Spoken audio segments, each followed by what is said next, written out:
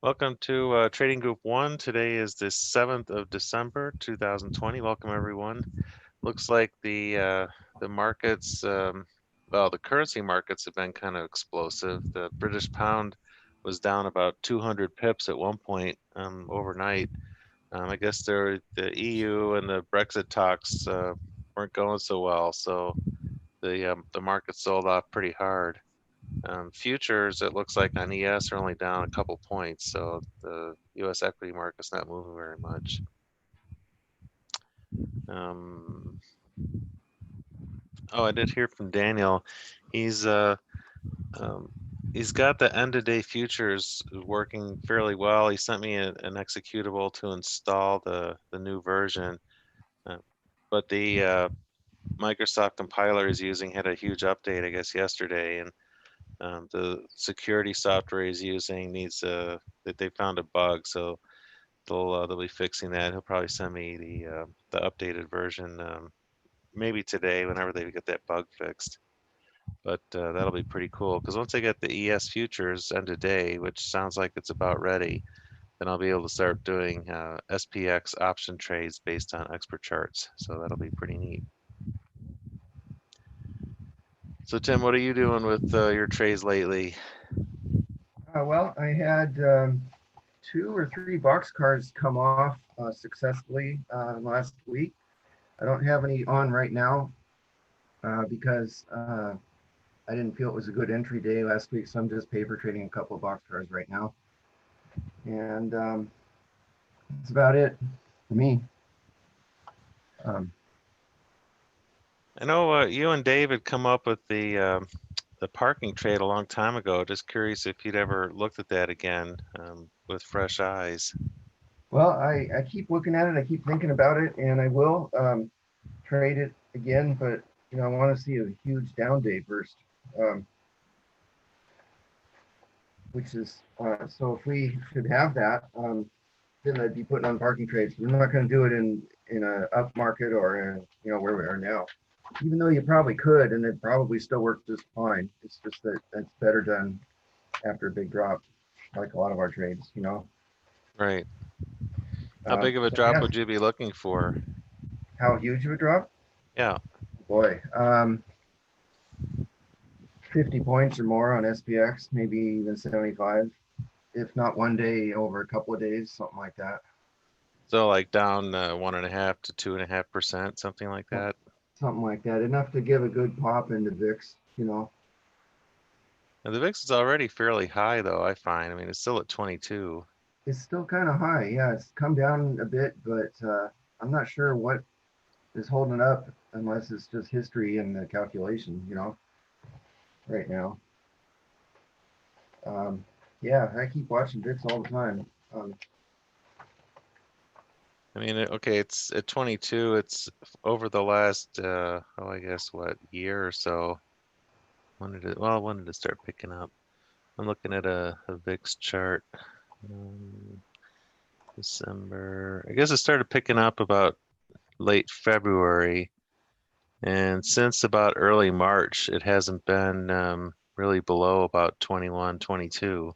Right, So it's been high this whole year, even during this rally, right. which is kind of So unusual. I've never seen that. I know, right.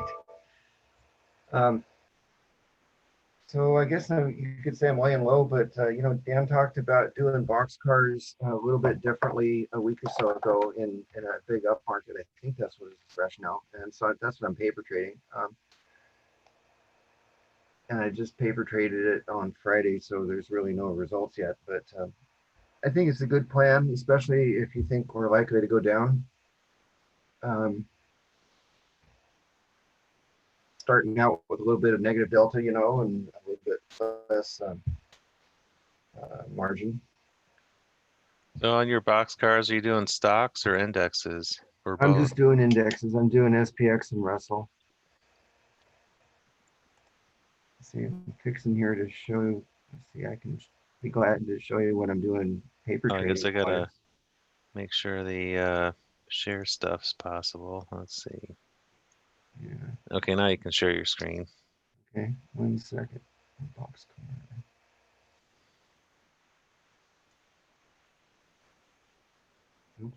What did I do? Okay, wait, I gotta start over. My computer's being a little slow.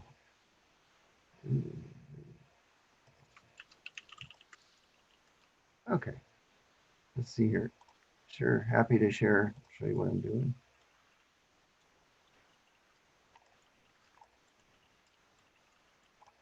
There we go. Should start to come up. Yep, I see your browser. There we go. There's DOS. Okay, cool. Let me scale this so you see the whole thing. Come on. There it goes. There you go. That looks kind of like a boxcar. Okay. And let's see when I would have traded this. This is paper trade. This is not live, but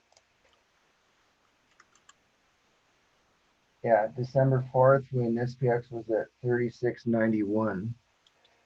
It's at 36.95, so it really hasn't moved since then. And This looks like about a 2-weeker.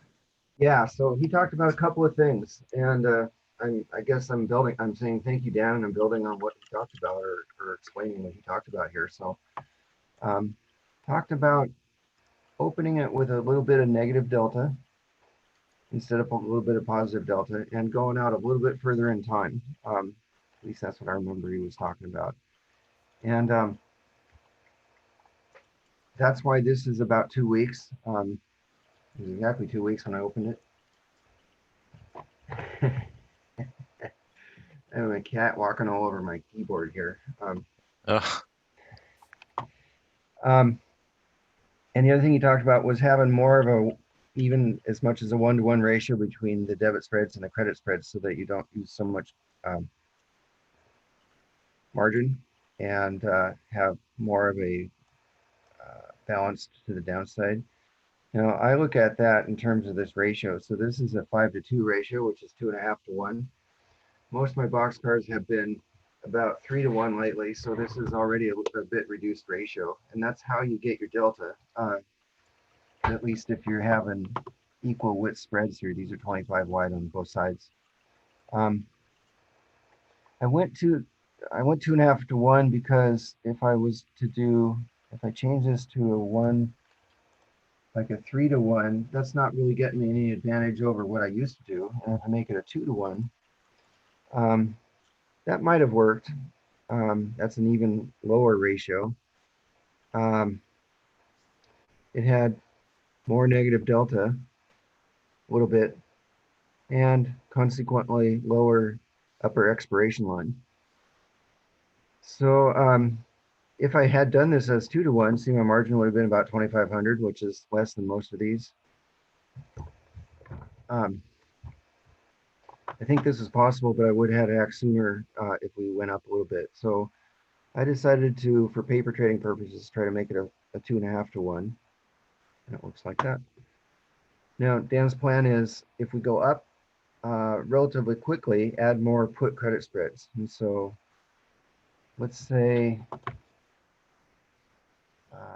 we look at the day steps like Dan likes to do. Very good way to look at it. I'll set this to about here. You can see that the day steps are already compressed and the break evens aren't very far above where we are. And that probably is most likely because we have more negative delta on starting this. What tells me is, but there's a little bit more time than a lot of these. So it tells me that I would need to add credit spreads to the upside pretty soon. Like probably around here, 37.06 or something. That's 10 points away. And if I did that, not very far. not very far, but you know, we haven't got there yet. And you know, I'm market neutral, but there's enough news items out there that could give us a big push either way right now, you know. So there's pending news that could swing the market. So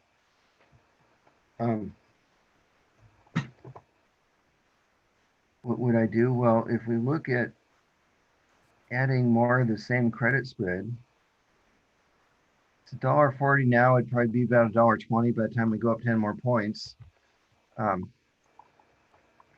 That might be something to do. I wouldn't add 5 of them. I might add 1 or 2. Let me go back to, come on, computer, come on. Let me go back to the expiration graph. Adding 1 of them still doesn't get this above 0. This upper expiration line is down 350. So I might think about adding 2. And I guess my delta pretty much neutral. I guess that's about what I would be wanting to do. But this adds margin. So you have to plan that this is going to be a higher margin trade than you started out with initially. If it goes up and you have to add credit spreads.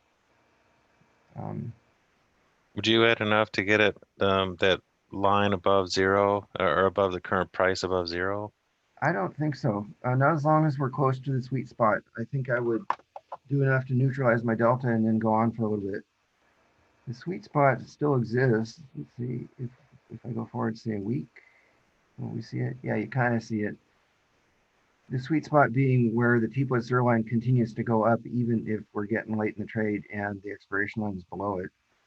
And you can see that this is about the end of the sweet spot because the delta a week from now would be 1.3. Sorry, the theta. And day by day after that, theta starts going down. So we're still in a sweet spot for a little while. You know, I wouldn't worry too much just yet. But even 2 credit spreads isn't going to fix that problem. So yeah, especially the longer or the closer you get to expiration, the less premium those are going to bring in. Yep, and I wouldn't do them for less than maybe $1 or $1.20. Now, what I would do instead was I might start here with 2 of them. If we go up another 10 points, I might do 1 or 2 more, but I might do higher strikes. So let me just model what that would look like. So I might raise these strikes by 50 points or something to get more credit and still stay in a sweet spot. So if I raise both of these by 50 points,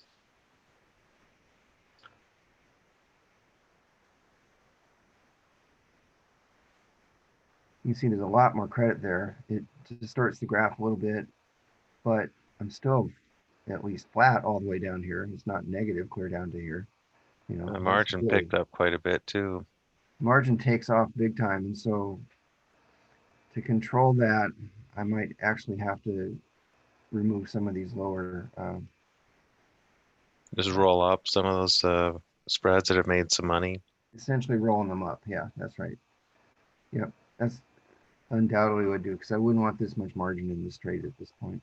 So by the time you've done that, you still probably get a net credit, but it might be $1, $1.20, $1.30, something like that, enough to make a difference without taking your margin. And if I was able to do something like that, here, let's just model that too. It'd be something like this. So I have to change these prices because it'd be lower, you know, because the market will have gone up and time will have passed. So let's say I could have done that for 50 cents. And let me lower this one too a little bit. Let's make it be $1.80. You still get a net credit. Mark says you still have the date on the 14th. Is that what you want? Yeah, that's where I want because we're assuming this is when I would be doing it. Okay. You can see that controls the margin. It doesn't get up quite so high. And you have like a target max margin you would see on this? Oh yeah. If I go back to where we started, 7,500, yeah, I probably wouldn't want it to get much above 10. So I would probably be doing more than 2 of these, 3 of those. Something like that. Yeah. Now, the 14th is only 4 days to expiration. That's getting to be target exit date. And so I would probably just want to be getting out. So you can see if we go up a whole bunch, at least in this paper trade, isn't going to be that profitable. Possible, it still has potential for profit, but it might not be that profitable. If it got up to $700, okay, that's quite reasonable actually on 10,000. So That's the upside. And the downside, I know I'm still forward. Let's say we took a 50-point drop.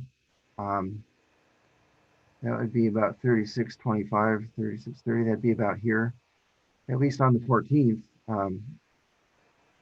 without volatility effects and stuff, has quite decent profit. So there's isn't much to do on the downside. I'd probably just exit. So you just exit on a big move down? Yeah, I probably would. If we come back to today on break evens down here somewhere, 35.81. That's about 100 points. That's a pretty good downside deal, and the day by day that'll get lower. Let's say it was this Friday, which is that 11th. Yeah, I'd just get out at this kind of profit, $600-700. You know, with only a week to go at that point, and I've made almost 10% on my margin. Yeah, I'd just be getting out. That's how I would manage this this style of boxcar. That looks pretty good. And you're going out about 2 weeks? This one was 2 weeks. Normally I do them if I'm doing a regular boxcar. Sorry, regular boxcar. I'm doing them about maybe 9 to 10, 11 days lately. So if I did a regular boxcar So right what's the now, difference between this boxcar and the regular boxcar? this one he's opening with lower with even negative delta Okay. and closer to 1-to-1 ratio. And the example he worked up, he was actually using 1-to-1 ratio, which you can do. So it's just a variation. It's a little bit more, has a little bit more room to the downside because you have negative delta on open. Hey, Tim, how do you choose your expirations? Yeah, good question. So I agree with Dan. If you're going to do it this way, where you have, you know, a lower ratio and negative delta to start and plan to add credit spreads to the upside, that I think Dan is quite correct, that you should have a longer time frame. So he used, I think he was saying 15 days or something. I can't remember what he said. And that was in Trading Group 1 a week or 2 weeks ago. I would definitely go out to 2 weeks when I do this. When I do a regular boxcar, I've done them as short as 4 days, and I actually made a little bit of money. That was last week. But normally I'm trying to get somewhere around 9 to 10 or 12 days. So if I do one right now, I'd probably be looking at this 16 December right here, maybe 18 December for liquidity. This is on SPX. I found with that 4-day boxcar, it got kind of hard to make any decent profit because there's only 4 days left, and the numbers just didn't work out quite so well. I think I made about $35, but I think 4 days is kind of pushing it. So I think the real nice area to do these is somewhere around 10 days, in my opinion, in this market. You know, if VIX goes down to 12 or 13, we're going to not be getting near as much credit as we're getting now. And I think the dynamics of how we do these boxcars will change quite a bit. So most likely you'll have to go out more like 15 days or 20 days to get a decent boxcar in a low volatility environment. That's my suspicion. You know, hopefully we will see. Well, it's like Tom Sosnoff used to say, time is volatility and volatility is time. So Right, you got to get your right, premium somewhere, right. either time or vol. So, but you know, in these high vol environments, everybody likes doing butterflies and even these because you can buy a butterfly for 50 cents that you might normally have to pay $2 or $3 for in a lower volatility environment. And everybody likes that. But Wayne pointed out in my beginner group, and I think also another one he did recently, that that isn't necessarily a good thing, you know? So that was based on Wayne's analysis. So I think that it's nice to think that, hey, I'm getting a lot more credit. I don't have to pay so much for these. My margins lower. It's all true, but it also might mean the trade might not work as well, you know.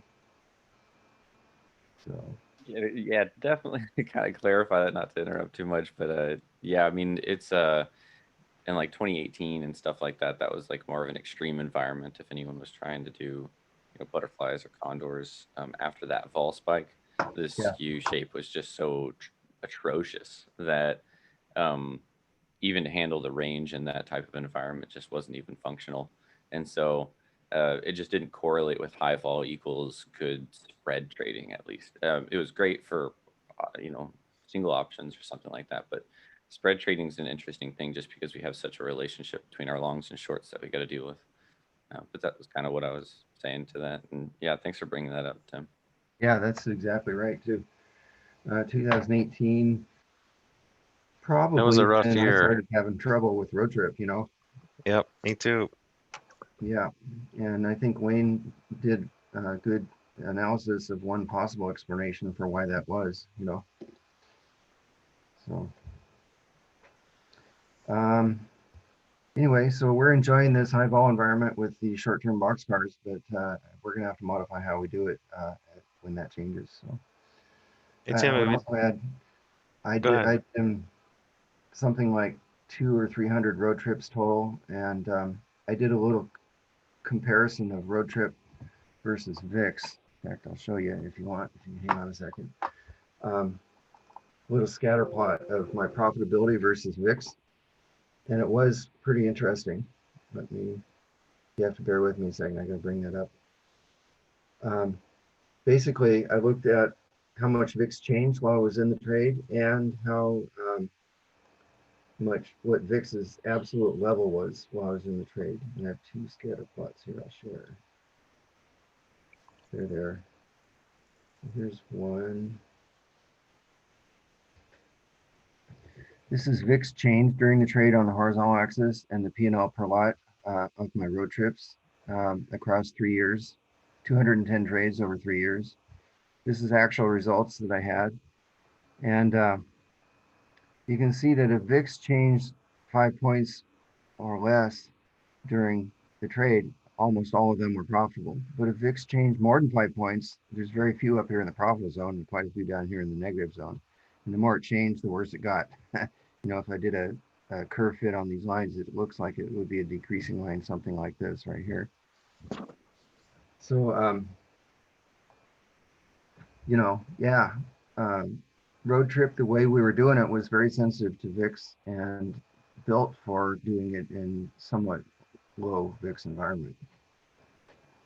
It'd be interesting if that VIX axis was a percent change in VIX. It would, you know, I should redo it based on that, right? The 5-point VIX change when VIX was in the 12 or 13 range would be 30-40% rise. So it would be, yeah, it'd be very dramatic, right?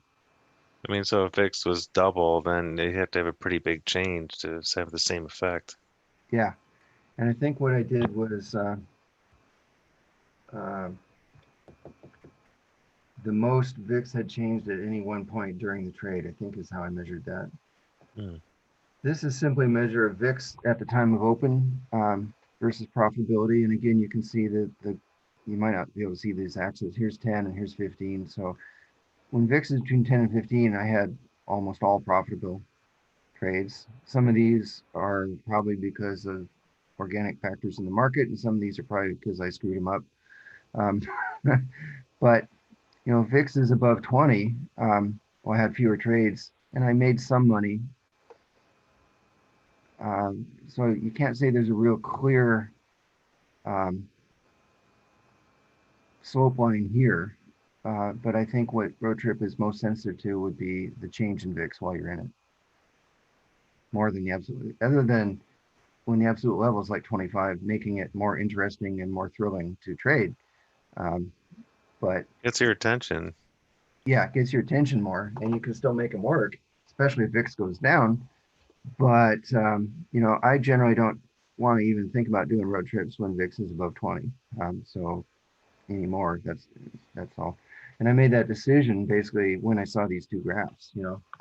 So anyway, I thought that might be interesting to show. So have you done any more work on the sleep oil portfolio? You been using options? I have a concept which I want to test out, and so I've come up with an idea. I know how to do it, but I haven't actually done any options paper trading on it yet or back testing. But the idea is basically to beta weight everything to one EEM underlying. And you remember what I'm trying to do is that what I'm going to be trying to do is matching the delta that he had each week. You know, the overall delta. And Right. so if I beta weight all his EMs into something like SPY or some single instrument that has a lot of liquidity, at least from a delta point of view, it should be equivalent. Now, it won't be equivalent because SPY is going to act completely differently than GLD would or something like that. But that's something I have to figure out if it would still work doing it that way. But that's the idea. Well, the portfolio without options has been doing pretty well. Just curious how I the know. options would be enhancing it. Well, the other problem would be the delta that he carries changes week to week, which means any option strategy that's going to match that would also somehow need to change week to week. And so I want to be using options, some that I'm selling and some that I'm buying, as opposed to just buying long options. So we get some kind of decay and some kind of market neutral effect. I think that means it's going to be something like short-term butterflies or short-term even boxcar condor type things, something like that is what I'm going to come up with. So are you planning on doing spreads or just individual options? Oh no, it'd be spread for sure of some kind. Okay.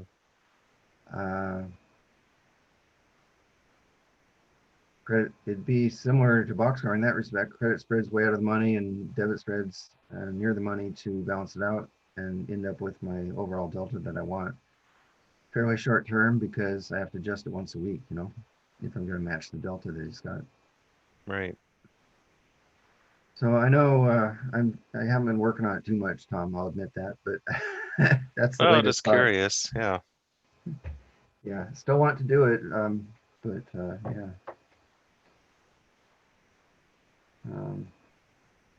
Meanwhile, you know, yeah, he's doing a great job in sleep well. Yeah, and Wayne, you're here. So nice job so far on the sleep well. Oh, thanks. Yeah, yeah.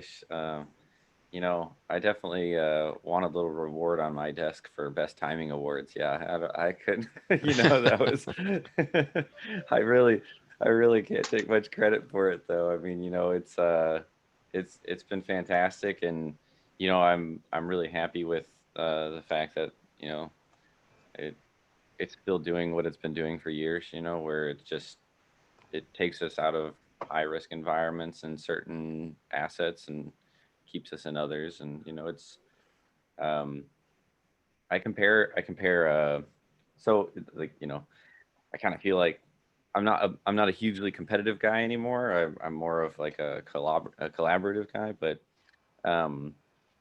if I would compare to Sleepwell to another portfolio, or say what its competition is, because it basically just dominates a 60-40, so I don't even look at that one. But I do look at like a risk parity. And like a risk parity, the last time I looked at it, I think was like up like maybe like 3.5% or something like that over the same time period that the Sleepwell's been active at Aramir. So, I mean, there's just so much return that having bonds and some of those other assets in a risk parity portfolio has just dragged down the performance. So can you elaborate a little bit the risk parity? What is it exactly, and how do you compare it to sleep well? Well, yeah. So the concept behind risk parity. So the concept behind risk parity is something that, like, you know, Ray Dalio kind of coined. And I talk about Ray Dalio a lot, so that's always going to be one of those factors. He's one of the guys that I pay attention to. He's just brilliant. I love that he shares a lot of his information, even though he keeps a lot under wraps too, right? I mean, clearly, if we all knew what Bridgewater's equations were, it'd be amazing, right? But anyways,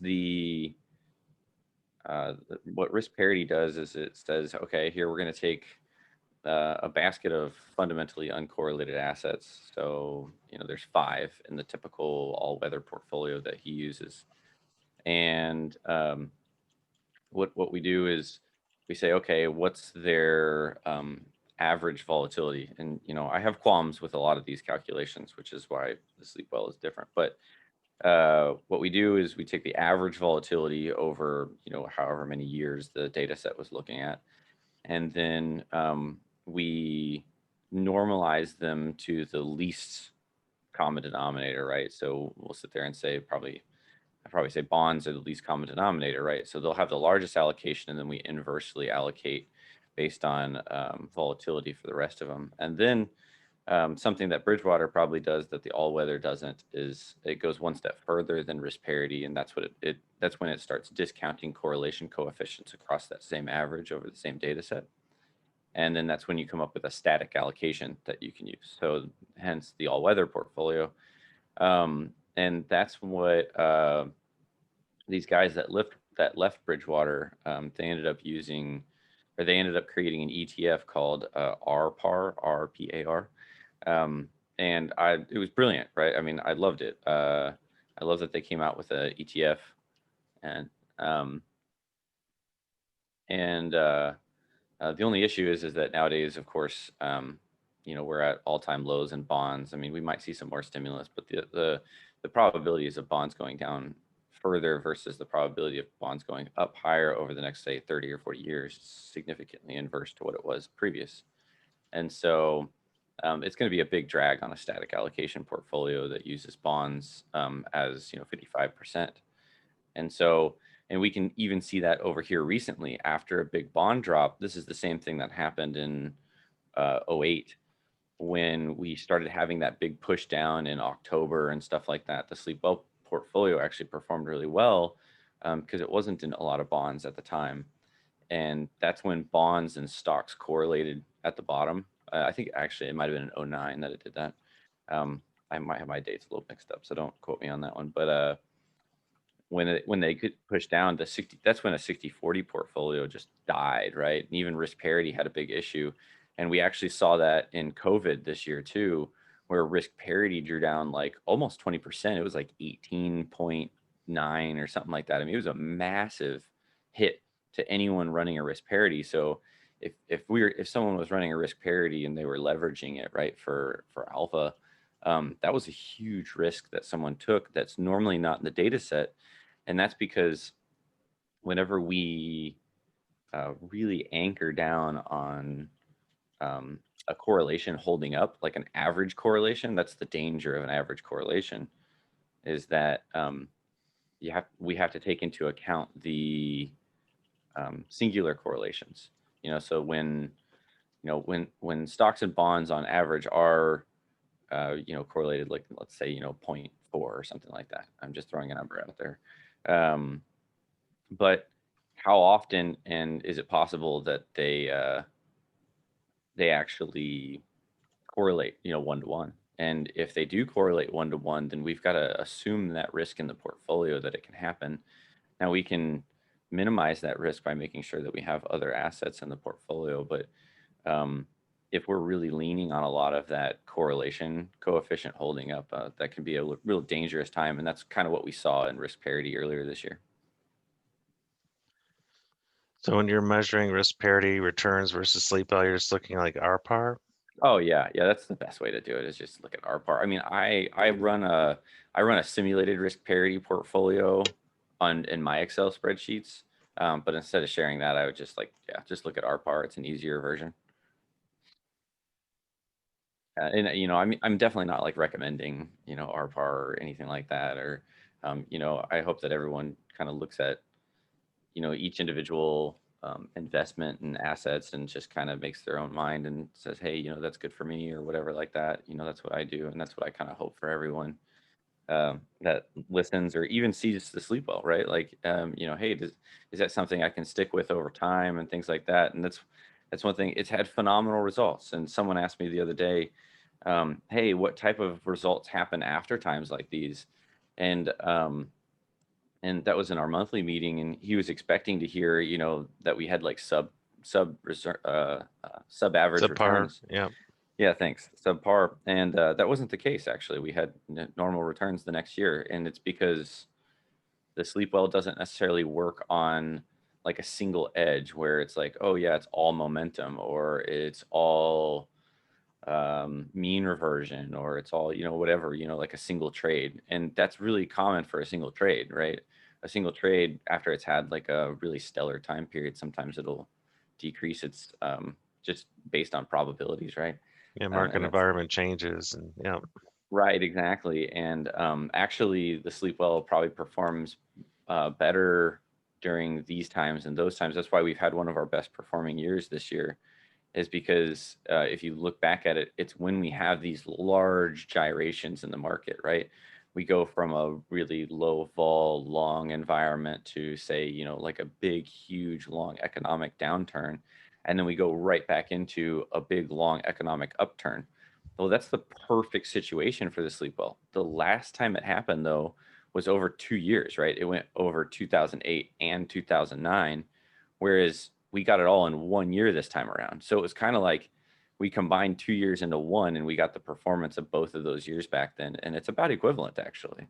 So those huge economic cycles, that's what the sleep well, that's what I designed it for, was to make sure that it performed over those large economic cycles, not necessarily after every like correction or every little ebb and flow in the market or something like that. Like, yeah, we're going to take losses in, little down spats in the market and little bipolar moments and stuff like that. But those large economic swings, that's where we're going to be significantly different than the market in. Anyways, that was long-winded, but that's me. So what kind of differences in how the allocations are set up would you say there are between sleep well and something like risk parity? Oh, hugely different. Yeah. Risk parity is static, first of all. So that's some could say that's a good thing and a bad thing. Risk parity, anything that uses a risk parity model basically sits there and says, hey, here this might work better. I can pull up like a little.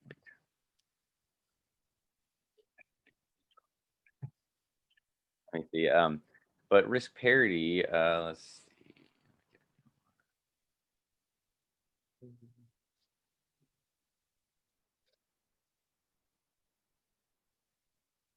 And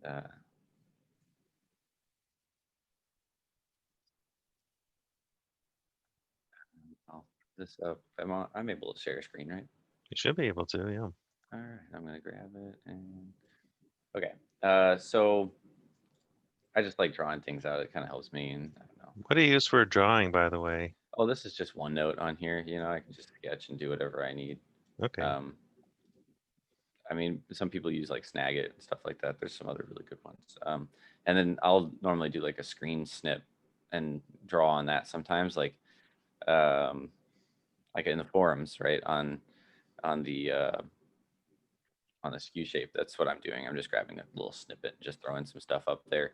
I've got like Excel sheets and everything like done in formal format, but luckily it's like a forum, so we can just kind of throw some stuff up. So I'm very non-formal in that sense. But anyway, so like let's say we've got, and I'm just going to draw up like just a couple things. So say we've got, say we got 3 assets, right? So if we've got 3 assets, then let's say we've got one that's really volatile. And I mean, this is, and I do this because this is basically kind of what we are looking like in a lot of things. And say we've got one that's like just, really slow. This is like a bond or something like that, something amazing. And then let's say we've got something that is here, but we've got an uncorrelation,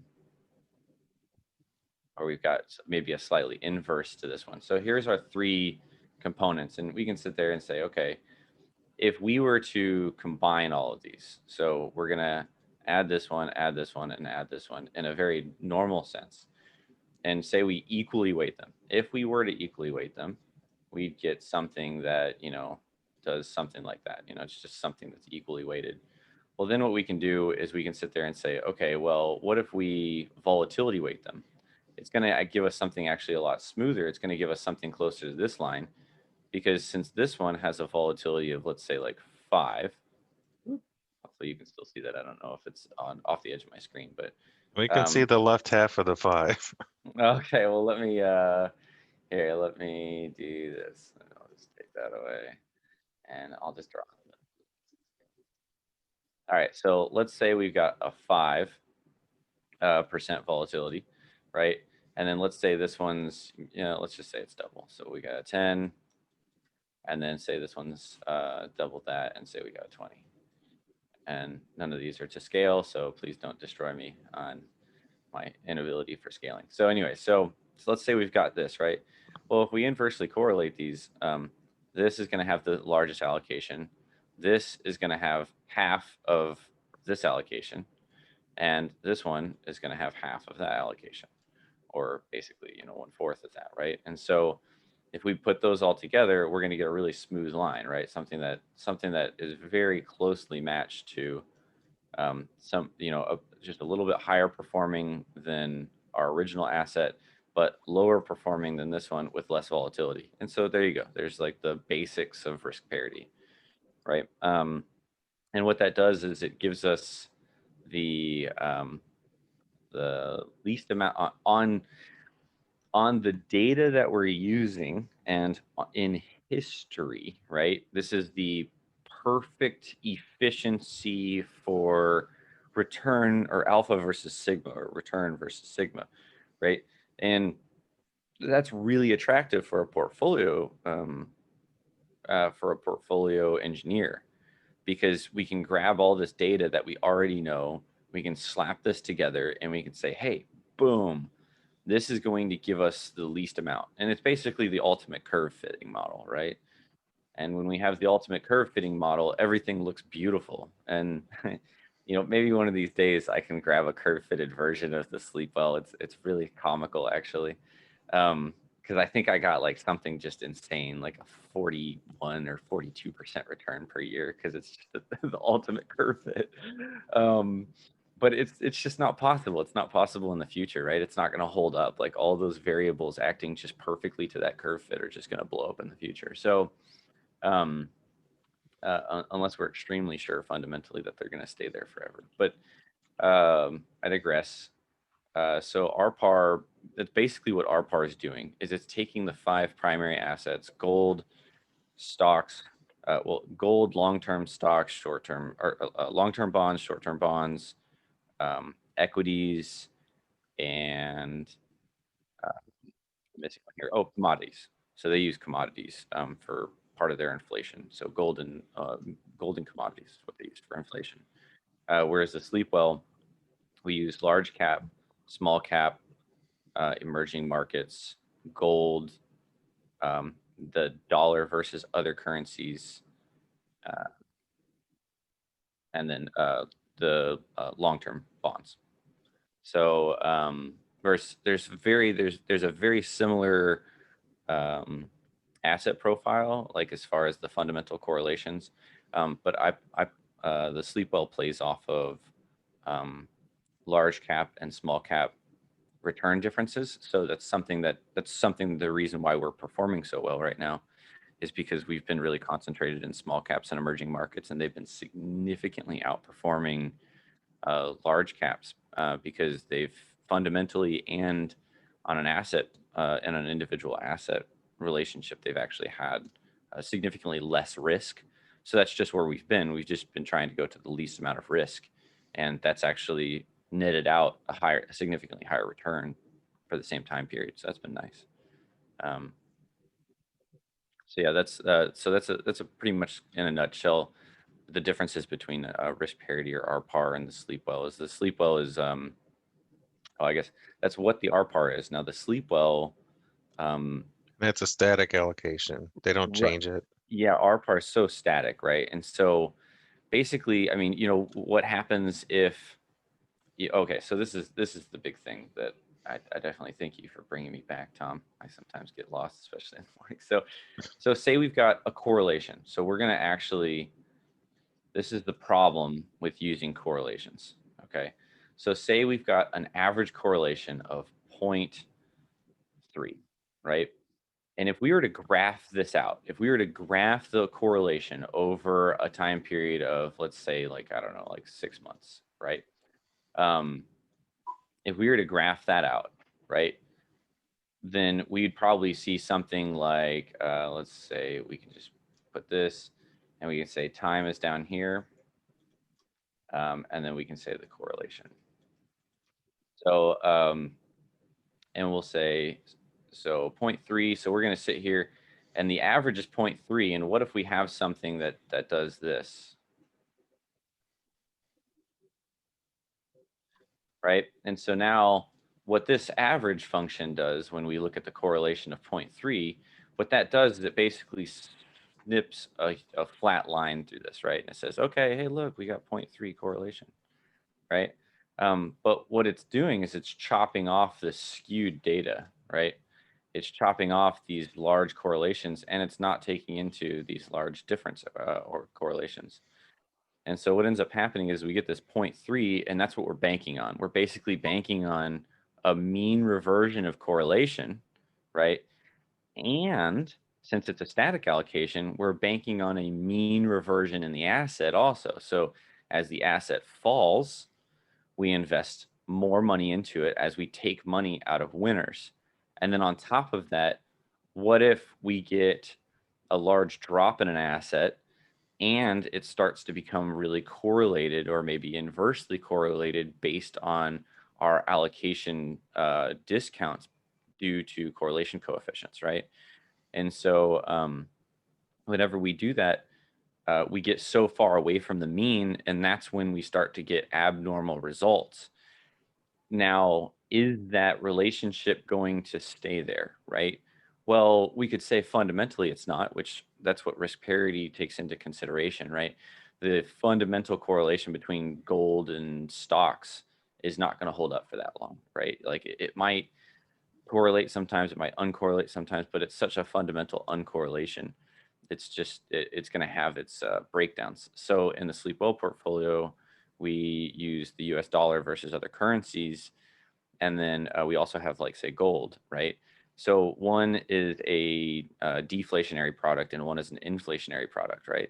And so they can, right? They can go together. So say if we have global inflation, but yet we're having more inflation overseas than we are having in the US dollar, right?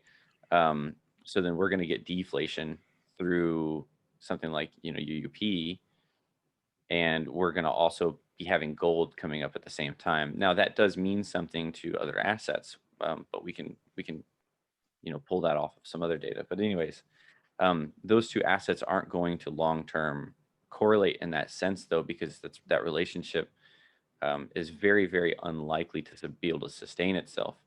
Whereas just grabbing this data out of this data set, it's really important to have super, super long periods of data in order to sit there and say, hey, this is my mean, right? And that's what I'm going to trade off of. And so anyway, so that's some of the quicksands of risk parity and how that can break down. Whereas the sleep well will sit there and say, okay, hey, this is what my correlation is right now, right? This is what my risk factors are right now. This is what has been happening in the recency, right? And what we're going to do is we're going to basically every week construct a portfolio for what is going on in the market right now based on certain models that I use, right?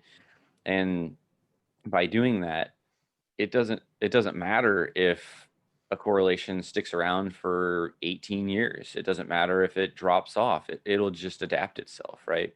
And it's constantly adapting. And so what's nice about that is, what if we have a time period where the Fed destroys the US dollar, right? And just goes through a printing spree, and basically it's the end of the US dollar, and we've got like a Rome situation, right? Well, they're basically destroying the currency.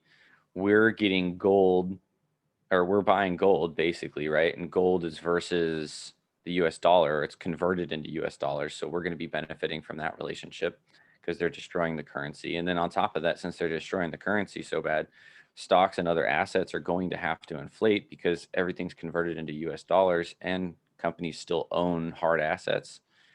So anyway, so we can take advantage of that relationship while it's happening. But then once that relationship starts to break down, we can quickly maneuver out of that environment instead of banking that it's going to mean revert. So it's kind of the same concept of, I don't know if anyone was trying to trade like a bearish butterfly or something that was really bearish on the market in like 2016. And they just kept on getting blown out because the mean reversion of the market based on a point system started to break down due to volatility in the size of the asset relationship, right? And so if we measured the market and said, oh yeah, the market never runs up more than, say 150 points or something like that, and then all of a sudden now we're running up 200 points and 180 points and 190 points, and it's just blowing out every trade. That's because that mean reversion element started to break down because of, now that was necessarily the mean reversion of the market. It was more so of how we were measuring the market based on like a point system, because that was a really common thread back then in 2016. So yeah, banking on mean reversion can be dangerous. At the same time, it is an edge. So it's just depending on someone's trading style and risk parameters. But that's like catching a falling knife. It's a very dangerous thing sometimes. Right. Well, I'm looking at the update. The portfolio's up almost 2.5% this week, which is amazing. Yeah, So I mean, at well a done. high too. Like, what is that? Yeah. It's doing its thing, and fundamentally, where else do you put your money? I mean, Tom, if you were going to be, I mean, I've got a curious question for you. So let's say that you want to leave as much of your wealth to your kids as possible, and you want something that's going to last through generations, and you don't want him to have to touch it. Where would you put your money? Yeah, it's a tough question. I mean, would you put it in bonds? Well, probably not. Not much return there. Okay, would you put it in Europe? I always said that the dollar and the euro are kind of a race to the bottom. So yeah, probably not the euro. Okay. How about China? China's a big hit right now. Yeah, I don't know much about China, so I probably wouldn't put it in China either. So then that leaves you with pretty much the US or emerging markets. Right. And well, how can we invest in the US if we can't invest in bonds or CDs and there's no fixed income interest rates? I mean, the only option left is stocks, isn't it? Right. So every dip, every downturn, every freak out bipolar moment, everyone's realizing the same thing. Well, like, I can't put my money anywhere else. So they just got to stick it back in. There's nowhere to go. Well, yeah, I mean the sleep well is doing well, and I think it'll continue to do well. We did have a little bit of news that it looks like we're pretty much ready for if people don't want to trade it themselves, or they have friends or family or somebody they know that has cash that they want to get a decent return on without too much risk. It can now be traded for you at an RIA. So that's good. It's a good step in the right direction. So yeah, good job, Wayne. Before we go though, I know Dave Thomas wants to give us a quick update. So any last things about the sleep well, Wayne, before we turn it over to Dave? No. I mean, I'm really excited about the news for, there was a lot of reach out from people that didn't want to trade it themselves because they just didn't want to look at it, or they were busy doing other things. And the whole goal behind the sleep well was to kind of give people their time freedom back while still being able to get the returns that they wanted. And so it's something we're really excited about to be able to offer, is that it can be managed and through through the traditional sense.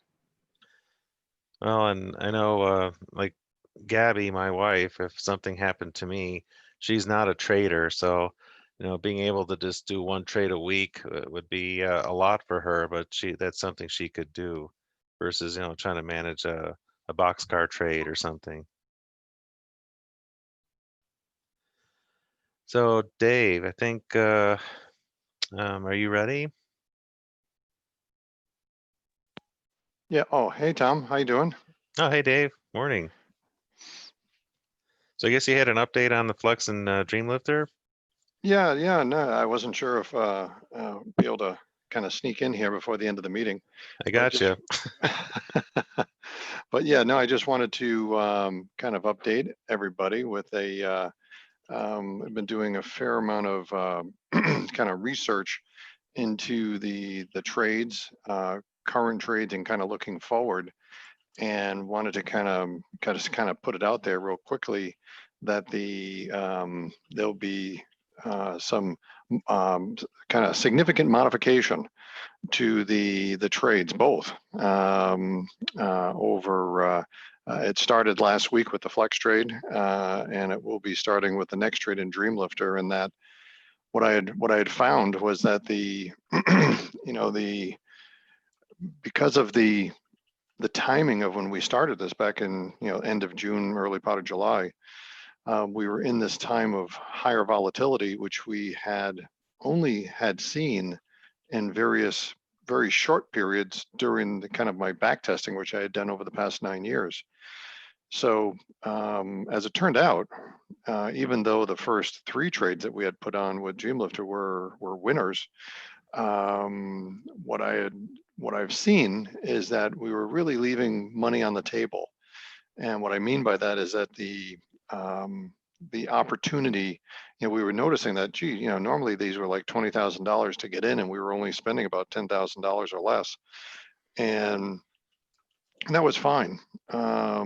But what I had actually, after doing some further research, I've now found that I'm actually going to be changing the time frame. The basic rule set will basically stay the same, but the time frame that we're putting these trades on will be almost cut in half. So for example, normally when we'd be starting these trades out at 75 to 85 days or so, we're going to be chopping that in half. And what I found was that the opportunity, and I should say the risk of doing that is about equal to what I had seen in the past 9 years of my back testing.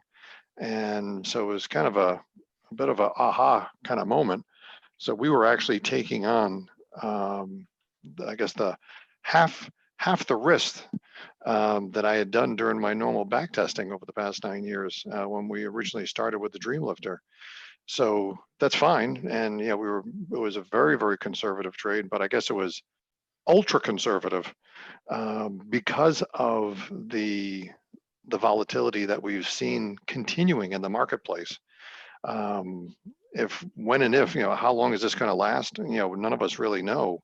I don't know, maybe Wayne had a better idea as far as the volatility in the market and stuff like that is, when are we going to get back down to kind of normal levels that we'd seen over many years? And it's not like we haven't seen pops in volatility, but I don't think that we've, at least in my research, I hadn't seen a continued up amount of volatility going this extended period of time.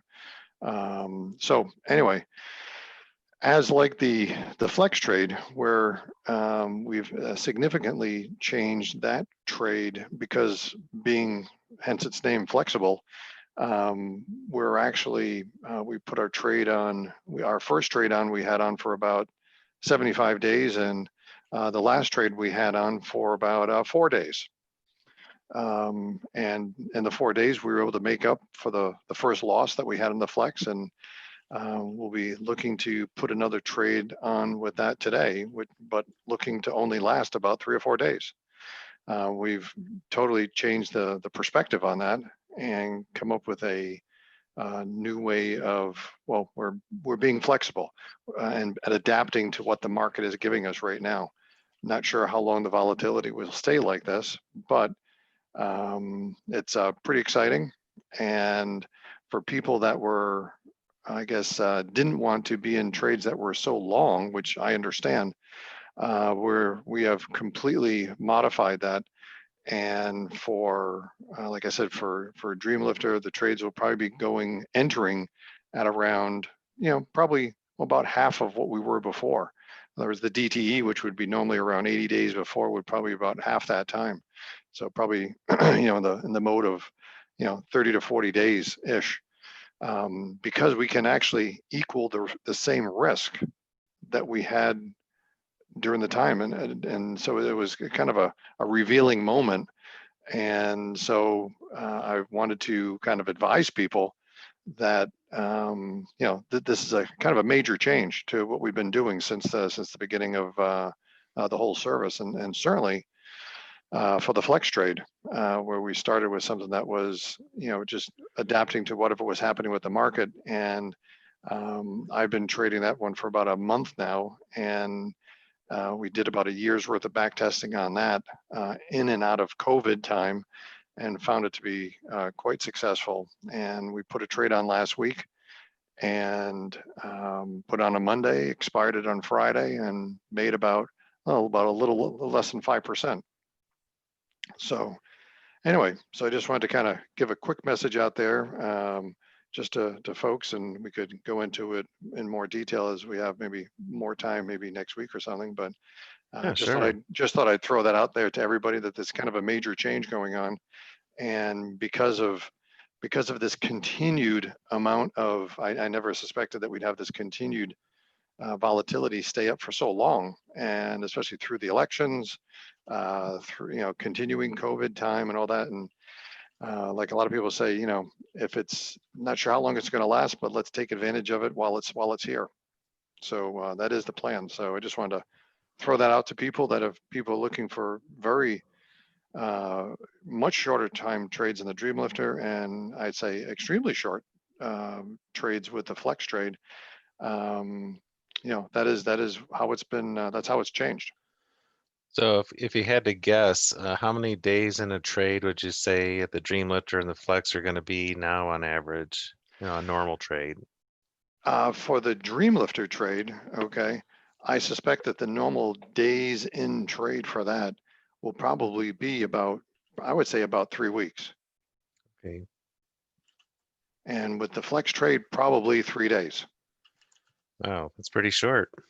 3 to 4 days. And then how often will you put on these new Flex trades since they're so short? Weekly. Oh, every week. Okay. And we could be actually modifying that. I've got further research, and that's in the RUT. I'm looking at extending that to the SPX, because the SPX has so many days of expiration during the week that they got trades expiring Monday, Wednesday, Friday. So there's definitely an opportunity. I've done some very preliminary back testing on doing that, and it seems to be in sync with what I'm doing with the flex trade and the RUT. And so that's actually a very exciting one. But for right now, starting with the RUT, and like I said, the service did our first trade last week. We put it on Monday, took it off on Friday, or actually it just expired on Friday. And like I said, it made just a little bit under 5% for the week. Nice. So, and just so people are aware, if you sign up for the Dreamlifter, you're automatically get the Flex trade too. They're two separate services, but it's one subscription for both. That's true, and you don't need to do both. I mean, you could just decide, hey, I just want to do Dreamlifter because that's what I like, or I could just do Flex, and there's no requirement to do anything. It's just an alert service to tell you what the two trades are doing. So. Right. All right. Well, thanks for the update, Dave. Sounds pretty exciting, and I wish you well, and hopefully have good results. Very good. Well, we'll keep tallying those up, and we'll report in. All right. Sounds good. We'll look forward to an update next Monday. All right. Sounds good, Tom. And then, like I said at the beginning, I'm getting on an airplane on Wednesday. We're flying to to Belgium. We got to go see Gabby's mom. She's in an elderly home and not doing well. So we'll get there Thursday. The internet's being reestablished in the house Thursday evening. So I'll be back online, but I'll probably be offline for about 24 to 36 hours. So if I'm a little slow responding to stuff, it's because I'm working off a tablet or a phone. And then videos, I think there's usually only 1 or 2 meetings during that period. So it shouldn't affect the library updates too much. But just so you know, I'll be a little bit slow Wednesday, Thursday as I'm traveling. But barring that, we'll all be back next week for Trading Group 1. And have safe travels, Tom. Yeah. Yeah, definitely have thanks. some safe travels. And Tom, did you get the beginner group up on the site? I did. I still have to Okay. edit that, Wayne, but Well, it is what it is. Yeah, it was just one of those things that someone was trying to run a calculation in the background, and I looked over at it and I thought that there was an error, but it wasn't an error, and so I just wanted to delete it out. okay. That's all good. Well, I'll take a look at it if I have time before we leave, but we're getting ready for this. We're going to be gone 5 weeks, so we have a lot of little prep work stuff to do. But if you know where the part that needs to be cut out is, Wayne, just let me know, like, from this timestamp to that timestamp, and that should help me out. Yeah, now that's up there, I'll go look at it and then I'll find it. Okay, great. All right, well, thanks everyone. Great meeting. Thanks for all the updates, Tim, Wayne, Dave, and all the participation in the chat. It's always great. And we will see you all next week. So thanks everyone.